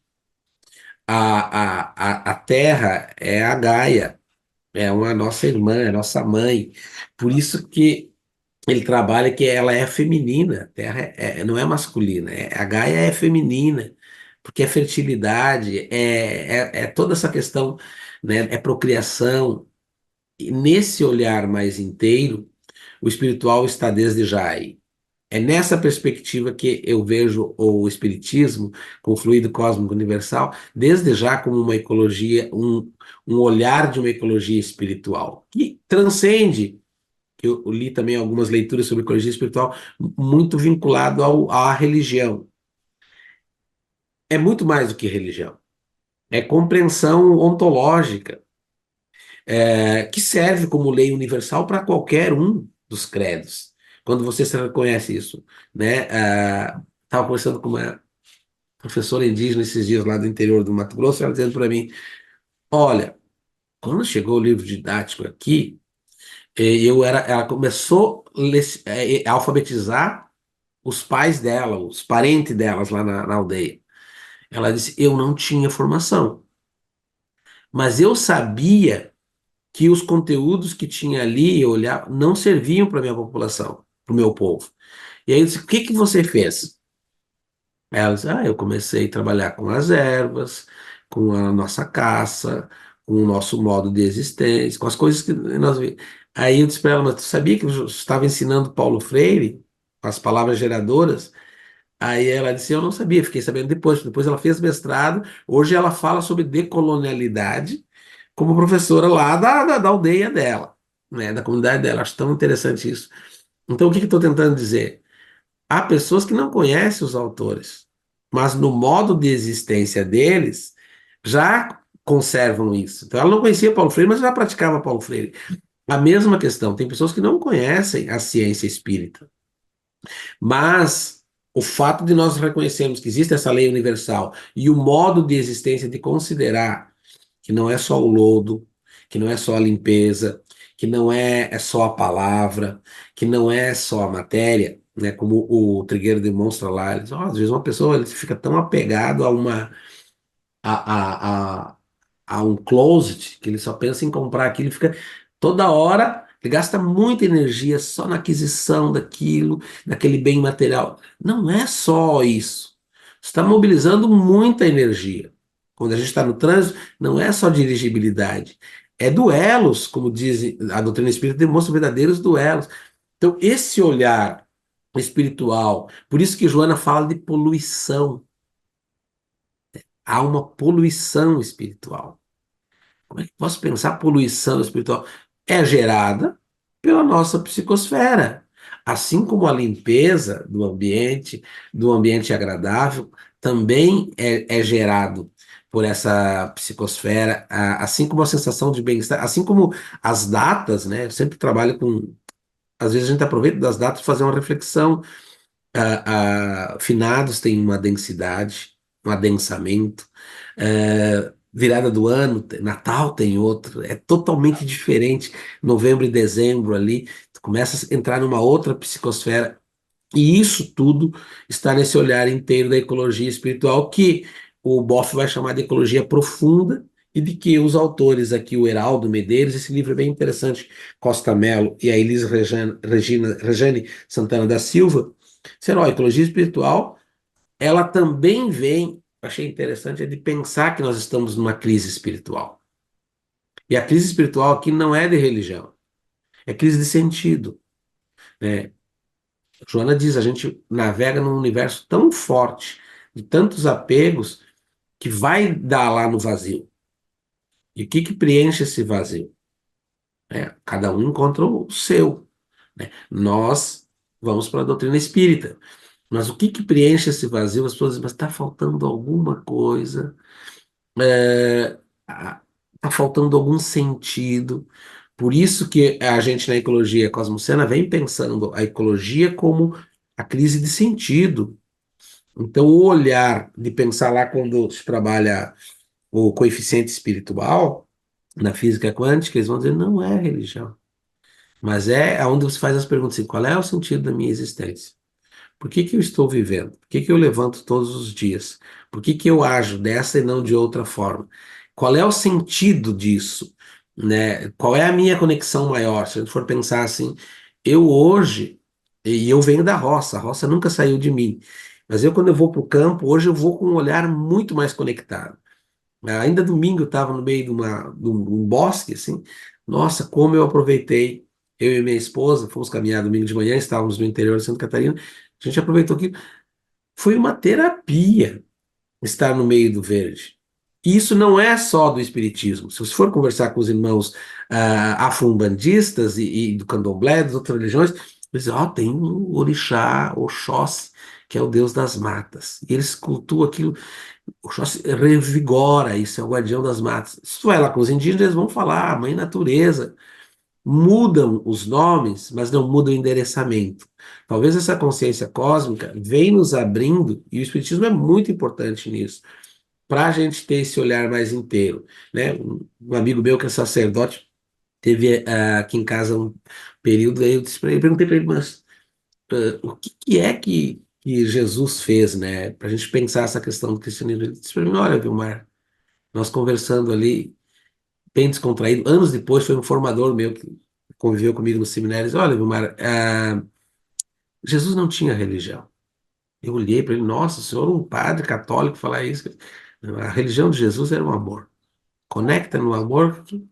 E aí você vê essa conexão do amor para a natureza, a indissociabilidade, inclusive, a, com os animais, né? A forma como se trata, como se cuida, é todo um campo lindo. E por isso que a lógica do agronegócio, da mineração, do desmatamento, eu escrevi sobre isso, é um termo forte, até peguei o Paulo Freire para justificar. Na pandemia, escrevi um livro, Como Está Sendo Agora. E um dos capítulos eu tentei definir o que são as ontologias opressoras. Trabalhei a ontologia do oprimido, a ontologia da esperança, para superar como alternativa as ontologias opressoras. E aí o Paulo Freire diz: existem lógicas que são necrófilas, que não são a favor da vida. Então, a esperança que o Freire trabalha é uma esperança militante, mas no sentido de dizer assim, olha, quer dizer, a esperança é uma condição ontológica do ser humano. E aí ele diz na introdução do Pedagogia da Esperança que a desesperança é uma patologia.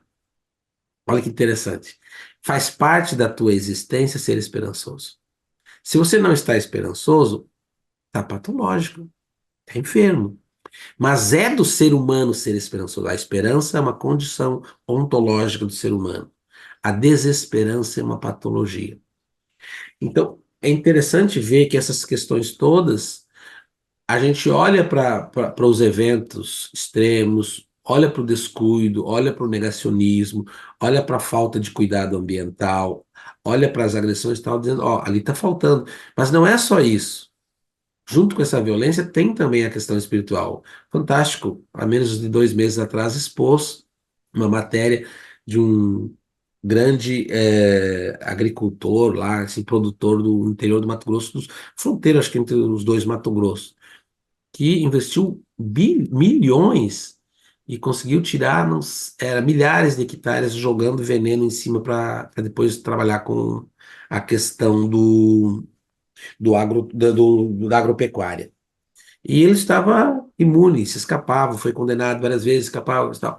O que vem aqui não é a questão do julgar ou não, mas se você entende pela ecologia espiritual o impacto disso na quantidade de animais, de espécies, nas matas, as entidades vivas, porque nós estamos perdendo os rios voadores que tinha na Amazônia porque não tinha desmatamento, então aquilo ali era para aqui no sul a gente não ter essas situações.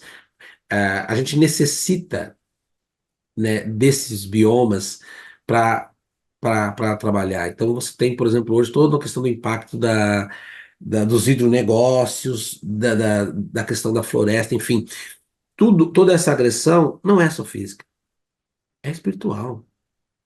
Toda essa mitigação da vida, toda essa necrofilia também é isso. Então, por isso que é importante, né? Eu estive esse, o mês de junho participando do aniversário dos 25 anos da Política Pública de Educação Ambiental lá no Senado. Me convidaram para falar sobre a América Latina. E a gente trabalhou isso. Olha, nós temos que defender, a nossa política é muito boa, assim, do ponto de vista, ela foi pensada desde a pré-escola até o ensino superior. E ela reconhece a dimensão ambiental nos espaços também não formais. Né? Tem a educação, e é um dos marcos legais mais avançados da América Latina, do Brasil. E ela dialoga entre os dois ministérios, o da educação e o do meio ambiente. Nos outros países, a maioria só fica no meio ambiente e não entra no da educação junto. Então, a gente tem uns avanços muito interessantes nesse olhar, e eu dizia, mas tem as contradições que a gente está na região que mais mata ambientalista no mundo. Os três países o primeiro é a Colômbia, segundo o Brasil, o terceiro é o México. Então tem muitos irmãos nossos que entregam a sua vida também por essa causa. E aí, qual é que é o nosso trabalho? É essa questão da formação, essa questão do pertencimento, essa questão, como o Boaventura Souza Santos diz assim, queres um outro projeto de sociedade? Tem que pensar para uma outra sociedade, outras epistemologias, outras ontologias, outras economias. E tem surgido bons movimentos assim que pensa nessa outra visão. Tem se trabalhado muito a ideia do pertencimento. E um conceito que o Ministério do Meio Ambiente está trabalhando nesse momento é a ideia da cooperação genuína. Lá nos povos tradicionais, lá no interior onde eu morava, na roça, quando uma pessoa batia um porco lá, um suíno, ele repartia com os outros. Quando um fazia a horta, a roça, ele chamava os outros, fazia um mutirão. Havia nos povos mais originários, há isso ainda hoje, a cooperação genuína. Esse modelo expandido, nós teríamos menos necessitados, menos desigualdades, menos tal. Então, há alguns, e é esse movimento que eu tenho feito atualmente, e vou ficando por aqui para você não me estendo muito, mas é de pensar que naqueles outros, nesses outros modos de existência, nessas cosmovivências, nós possamos encontrar princípios para desenvolvimento ou para o desenvolvimento de outras pedagogias. E está sendo muito interessante, assim, pensar isso. Tem uma estudante orientando a minha que está pensando uma pedagogia feminista para a EJA, para mulheres do campo. E tem um outro, o estudante de matriz africana, que é um sacerdote me orientando, que estamos pensando uma pedagogia dos terreiros. Terreiro como um espaço educativo. E aí tem um monte de outros temas, coisas legais que em outros momentos eu vou compartilhar, que a gente está fazendo isso não como teoria. O grande desafio nosso, enquanto espíritas, enquanto seres humanos, é ir além da teoria, é pensar como modo de existência. Então, eu escuto o teu programa lá, ali não separa a Nádia da pessoa. É um modo de existência, a gente fala no que acredita, por isso que o termo da Conceição Evaristo é muito bom, ela fala, temos que desenvolver escrevivências, é escrever sobre as nossas vivências. É uma longa discussão, a gente ficaria aqui até. É uma Mas maravilhosa é gostoso. discussão, é uma maravilhosa discussão. Você citou esse drama aí vivido por vocês, nossos irmãos gaúchos, o que emocionou evidentemente o Brasil inteiro e muitos irmãos mundo afora. Nós sabemos disso, né? Porque foram imagens muito impactantes. Nós vivemos numa sociedade de imagem. Então, o que chegava a todo mundo, tivesse ou não essa sensibilidade pelas consequências da emergência climática e tudo mais, isso toca qualquer pessoa. E tocou mundo afora. Então, você citou, eu anotei aqui, a questão a tragédia no Rio Grande do Sul como sendo a maior. A maior, nós entendemos, do ponto de vista dessa absurdidade climática que no momento antropoceno nós acabamos engendrando. Confere. Sim, E Brumadinho, que nós sabemos que é uma construção, uma consequência do homem. Você colocaria isso em que escala relativamente às duas? as duas teve a ação humana ou a omissão humana. Uma num olhar mais predatório de eu explorar o máximo que a natureza pode me dar. Isso foi um evento extremo provocado pela possibilidade de dizer assim, eu não quero obter riqueza, mas eu quero obter o máximo que se pode. Brumadinho é a expressão, como Mariana, é a expressão de uma lógica daquilo que nós vamos falar mais tarde em um dos encontros sobre uma racionalidade antropocena, que é uma racionalidade fria. Então, Brumadinho é tão grande quanto, mas ali você vê o impacto de Brumadinho e Mariana como o que o modelo capitalista, ele não é, o sistema capitalista, ele não é um sistema, Papa Francisco chama de um sistema de descuido com a vida, lá na encíclica Laudato Si. Mas o Michel Louvi diz que o capitalismo é um sistema de destruição com a vida. Porque quando é elevado à unésima potência de tudo que ele pode, no sentido da exploração, ele é destruidor mesmo. Então, ali é uma manifestação. Aqui no Rio Grande do Sul, houve um combo, assim, uma combinação. Temos a questão do agrotóxico no campo, temos, é um dos estados que produz muito, mas também tem muito agrotóxico. Você pega, assim, há tempos eu venho observando, o norte do Rio Grande do Sul é uma região que se corta qualquer planta para o soja, é o ouro. Então, o norte do Rio Grande do Sul é todo os grandes fazendeiros, os grandes granjeiros. Soja, soja, soja, agrotóxico e tal. Você pega a Serra Gaúcha, ali tem o cultivo de vitinicultura. Você pega aqui no sul, aqui onde eu estou, é o cultivo do arroz aquático. Então, o Rio Grande do Sul hoje, os lençóis de água maiores estão aqui no extremo sul. Há muita seca na região, até aqui na região sul, Bagé, você sobe toda a fronteira oeste do Rio Grande do Sul e lá para o norte, todo ano tem dado seca. A gente vinha, então, de uma carência de água. O desequilíbrio está muito grande. Então, aqui tem esse fator, sim, da provocação do ser humano, e tem também essa combinação que nunca tinha acontecido assim. Por exemplo, eles contam que nas outras, o evento não combinava, acontecia muito pontual. Nesse caso, ela é a maior, porque ela envolveu quase todos os 400 e poucos municípios do estado. Só ficou mesmo lá a região do norte, mas também foi afetada, porque nós tivemos, pela primeira vez, quase todas as estradas trancadas. O nível de destruição foi grande em quase tudo. A gente perdeu a locomoção, até hoje, né? É muito difícil para viajar daqui, né? O aeroporto não voltou, mas não é só pelo aeroporto, era questão de chegar a comida nas pessoas.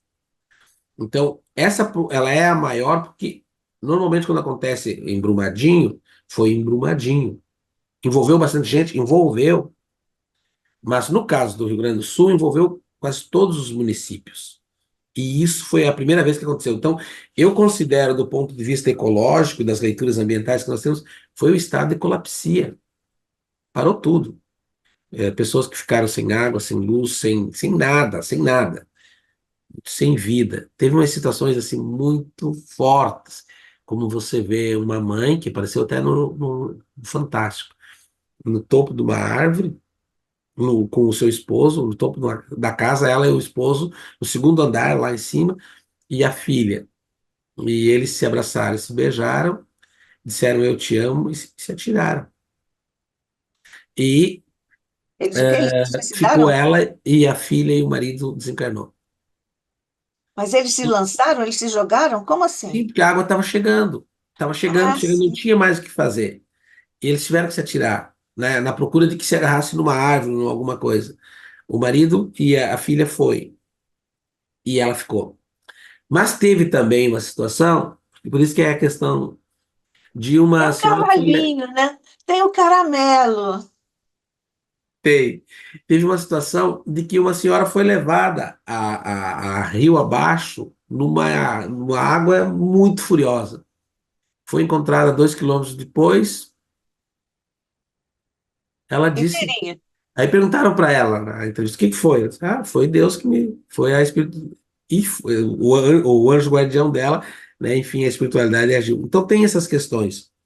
Mas só para fechar, o Rio Grande do Sul foi muito maior, porque colapsou o sistema. Ele atingiu todo um estado. As poucas regiões, como foi a cidade de Passo Fundo, que não sofreu tanto, ela foi colapsada porque ela não podia ter deslocamento, não podia sair, não chegava e não saía. Então, foi um sistema bem, essa vez foi muito grande. Talvez, em termos de Brasil, a gente já vê todos os anos. Teve muito grande a de Niterói, teve muito grande em São Paulo, há 2 anos atrás, quando choveu 600 milímetros no metro cúbico, né, de água, de terra, assim, foi uma coisa, 600 milímetros por metros. É uma coisa que você abre um buraco necessariamente, porque é muita água nisso.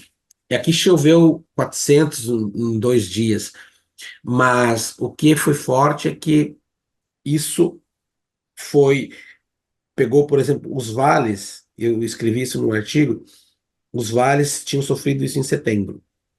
Aí sofreram em novembro. E agora foi a terceira vez. Então também tem essa questão, por isso que há muitas pessoas trabalhando com a questão da esperança, muitas equipes bem preparadas em termos de resiliência, né?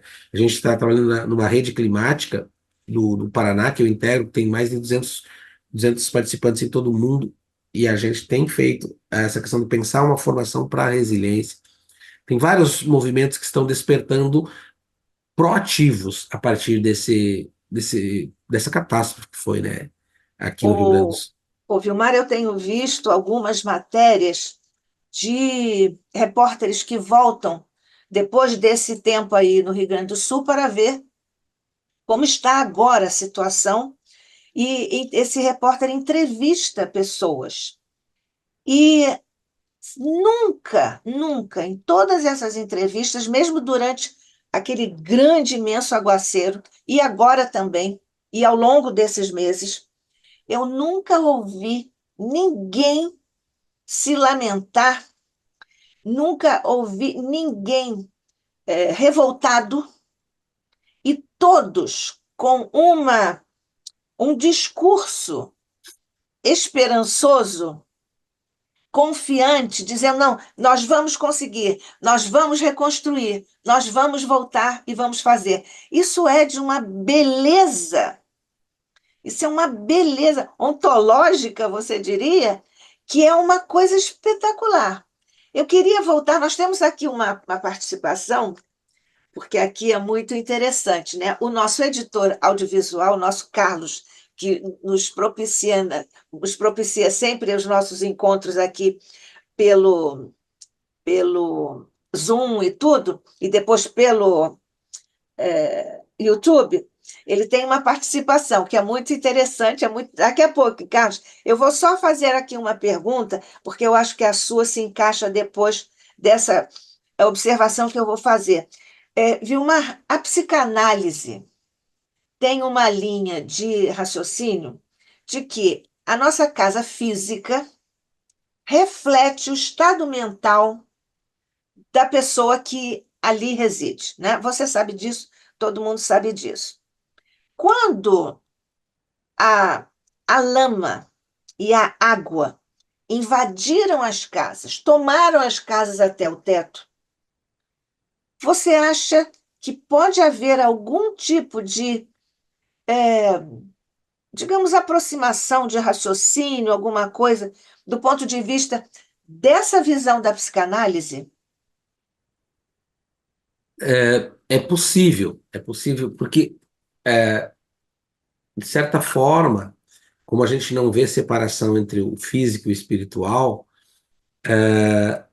foi a nossa existência que foi alagada, né? A enchente, a tragédia, ela nos tomou como um todo.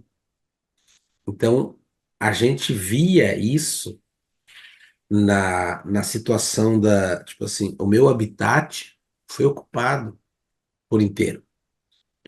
E também foi bem interessante isso que você diz, a capacidade de resiliência das pessoas serem assim.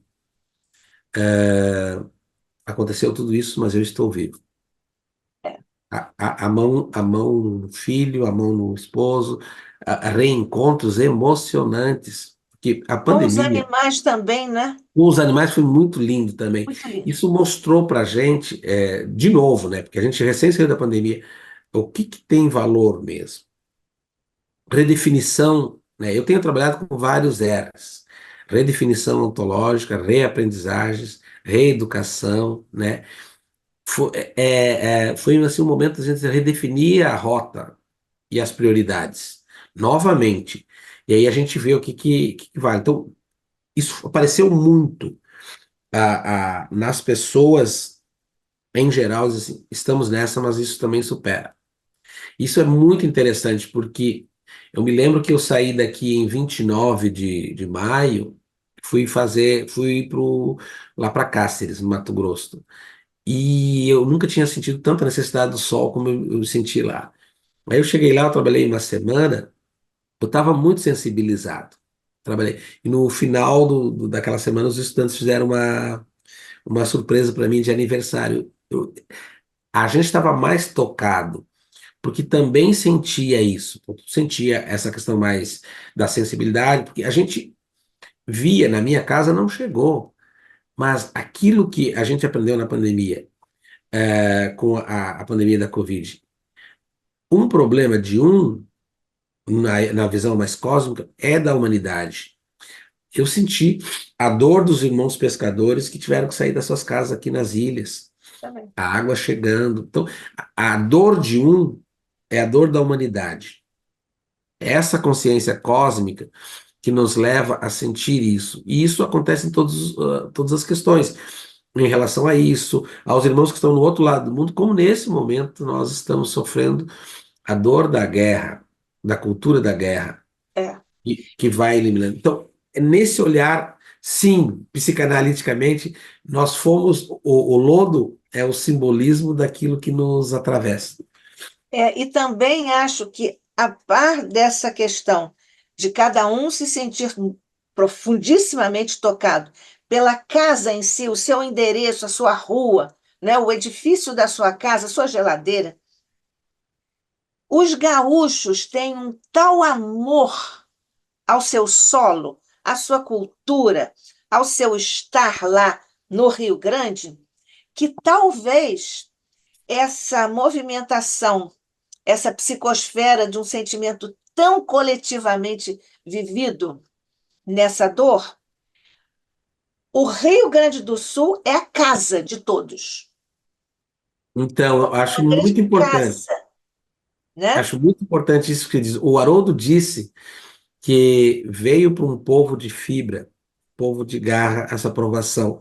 O gaúcho é muito provinciano, né? O gaúcho, ele quando eu digo provinciano, ele tem esse sentimento de pertencimento muito grande. Às vezes o Sudeste não nos compreende, porque, na verdade, se for ver, nós somos a extensão da província de São Pedro.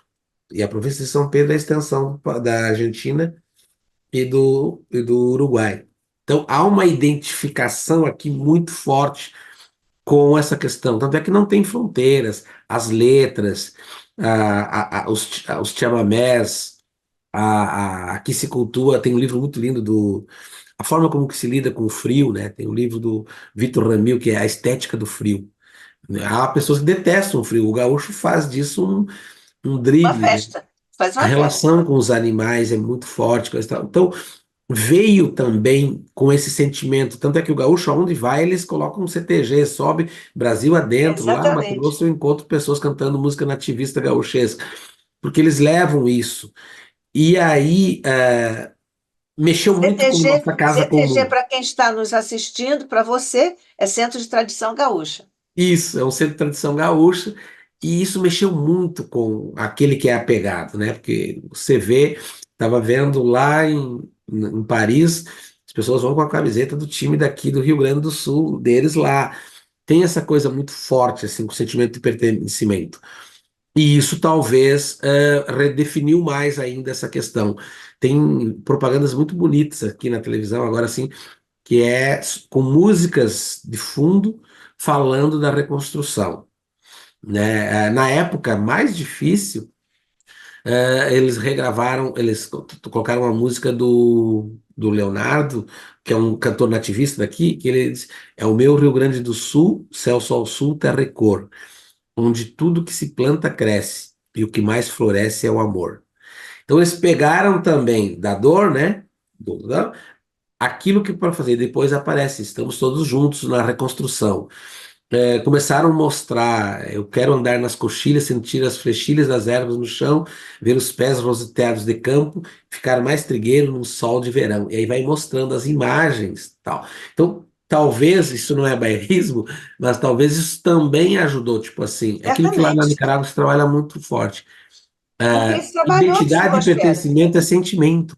Exatamente. Identidade e pertencimento é sentimento. Então se reforçou mais isso, mas se reforçou com um olhar mais alargado. Estou falando de consciência cósmica, com um olhar de gratidão, de reconhecimento das outridades e daqueles que nos estenderam a mão. E a lição é uma lição completa, do ponto de vista de aprendizagem, também de abertura para os outros. Olha, há um tempo atrás a gente ouvia piadas de sulistas contra os nordestinos.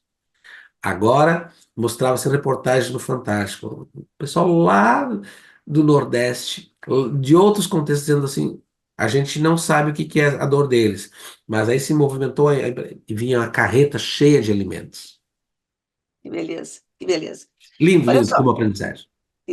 O Carlos Nascimento, nosso querido Carlos, que aqui nos assiste sempre, nos assiste no sentido de nos ajuda, e também assiste, porque assistindo, ele participa e faz pergunta. Ele está perguntando o seguinte a você, Vilmar.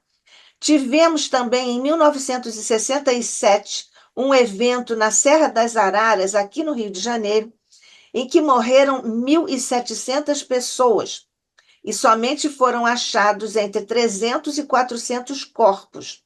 Os demais nunca foram achados. Você quer comentar isso? Porque o Carlos só fez esta observação. É. Eles comentam, os especialistas, que ela foi a maior no sentido de extensão, que ela não foi num lugar. Agora, existem sim eventos extremos, mais pontuais, com o maior número de pessoas mortas. Isso sim. Então, esse maior que você fala aqui é pegar 400 municípios. Normalmente, por exemplo, você pega o terrível ali de Teresópolis, né? Não foi, esse de São Paulo também, esse de Brumadinho, né? Ele cria um impacto muito profundo. Esse que o Carlos menciona, aqui talvez seja na extensão geográfica da expansão, não necessariamente na quantidade de mortes, mas, por exemplo, assim, ontem ainda estava vindo, agora recém estão abrindo estão fazendo na fase de diagnóstico ali, de laudos periciais para mandar para o governo para aquisição das casas. É muita casa que se foi. Talvez não da vida, de mortes, mas das casas, assim. Você vai lá, por exemplo, em Cruzeiro do Sul, 400 e poucas casas, todas Do chão. no chão. Então é nesse sentido que ele é considerado maior. Mas ele tem razão. Tem eventos muito mais contundentes, como vai pegar lá naquele do tsunami das ilhas, das ondas gigantes, foram 250 mil pessoas num evento só. Givaldo disse que é assustador, porque 250 mil pessoas é o número das pessoas que reencarnam todo dia e que se vão. Num evento só foi tudo isso. Então, houve o ano passado um na Índia também, que foi enorme, assim. Há eventos mais fortes do que esse no impacto da quantidade de pessoas. Esse, na proporção de alcance de municípios, foi aqui no Brasil o maior, o que não significa que tenha sido o maior em número de vítimas. Sim, Eu estou falando de vítimas diretas, que sim, claro. indiretamente afetou a Porque todos, a né? repercussão se faz em todas as instâncias do viver, do Sim, estar, do ser Rio Grande do Sul, e também dos brasileiros, porque o Rio Grande do Sul participa muito grandemente do nosso PIB, de trazer para nós o produto das é o indústrias e maior da produtor de agricultura, arroz, o maior produtor de exata- arroz no Brasil. exatamente, da agricultura e tudo mais, né? Oh, Vilmar, você tem mais alguma coisa a dizer? Eu sei que tem muitas, mas você vai voltar no próximo mês você volta e vai cumprindo assim, com a nossa alegria, essa sua programação. E eu vi que você citou aí eu não me lembro exatamente, tararã decoloniais. Eu não sei se foram percepções, alguma coisa assim, e você vai falar sobre decolo, decolonizade De colonialidade. é, em uma das nossas próximas vibrações aqui. Não vou nem dizer só palestra, vou dizer vibrações, nossos encontros. Então, meu querido amigo, meu querido pesquisador, meu querido representante deste pensamento inovador e renovador no campo da educação, da filosofia da educação, de que você se faz portador em benefício de tantos, de tantas criaturas e tantas instâncias da, da evolução, do esforço evolutivo que todos nós empreendemos no momento. Nosso agradecimento sempre muitíssimo grande, profundo, do ICEB, pela sua presença, pela sua produção, pela sua seriedade e simplicidade com que você traz o fruto de tantas pesquisas e, sobretudo, com a autoridade da vivência. Porque você vai lá para Cáceres, você vai lá para os quilombolas, você vai lá para os indígenas, enfim, você vai indo, né? E parodiando um pouco a fala evangélica, você vai saindo a semear essa ideia. Então, Deus te abençoe, meu irmão querido. Deus te abençoe. Eu agradeço pela oportunidade e é muito bom estar aqui no ICEB. O ICEB, para mim, é uma referência, né? Nossa, a gente está contigo, Nádia, que é uma referência para nós no movimento espírita do Brasil e fora dele, né? Esses dias eu estava vendo que estiveram frutuoso aqui no ICE. Sim, Enfim, aqui desfilam pessoas pelas quais a gente tem muito admiração e respeito, e eu gosto dessa perspectiva do ICEB. Isso tem muito de você e da sua coordenação, que é vamos dialogar. Um espaço de diálogo, um espaço de que se pensa a pesquisa, mas não dissociado. Tudo isso tem um sentido maior quando a gente pensa na ciência universal espírita. Então, eu sou altamente agradecido à espiritualidade e tudo é oportunidade de trabalho. Está na minha agenda mais esses 3 encontros trabalho e, aqui que não falta para você, viu? e com muita alegria, assim, me Para nós despeço, também, querido. Deus te despeço abençoe, com abençoe toda a sua família, toda a sua produção, os seus estudos, os seus textos, os seus encontros com tantos irmãos no nosso querido Brasil e fora dele. Que Deus te abençoe, viu? Paz de Jesus permaneça contigo e com todos nós, nosso amigo de luz, nosso governador do planeta, nosso pequenino coração elevando-se agora na direção do teu e encontrando, dele recebe, como sempre, essas bênçãos de paz, de luz, de resiliência, de esperança, de fortalecimento e de compreensão para as coisas, mestre, da lei de nosso Pai, para as coisas, mestre, das nossas vivências neste planeta que tu tão amorosamente diriges. Guarda-nos na tua paz e na tua luz. Neste instante, nós te rogamos uma bênção muito especial por sobre todos os nossos irmãos em tantas duras provas e expiações nesse teu planeta, com a tua direção, sob a tua direção. E particularmente, no momento em que estamos aqui junto de nosso querido irmão, de seu coração gaúcho, desce sobre os nossos queridos gaúchos, os nossos irmãos amigos gaúchos, também a tua resiliência, a tua paz e da tua luz. Fica conosco, hoje e sempre, sob a graça e o olhar de nosso Pai. Assim seja.